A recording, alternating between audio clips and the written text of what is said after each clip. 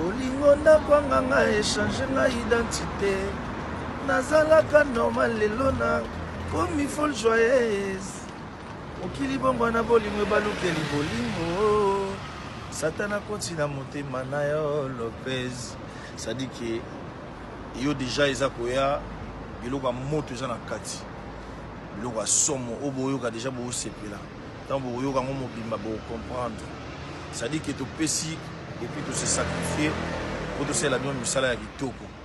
kozwa yango bientôt oka nzembo lokola il paraît que Joseph atikaka kimenisier mokolo mwana nzambe akotaka na ekulusu akomprendre ke pasi mwana ne ayokaki ekokani na pasi oyo ayokisaka mabaya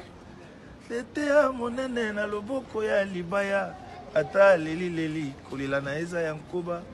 eske ozozela liwa na ngai na biso yoki bilo batexte ya na kati wana oba wow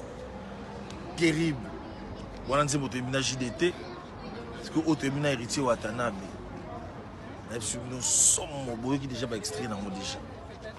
bon oyo toyebi na Didier Lacoste voix masolo kanswele somo biloko euti kisase ye tobongisela bino générique moko avec Yazin Kapaya auti kisasa ye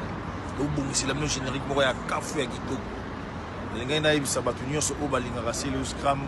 bosabone na YouTube na ngai kombo nango ezali bongo Seleo Scram wana YouTube Facebook ezali Seleo Scram officiel Instagram eza bongo Seleo Scram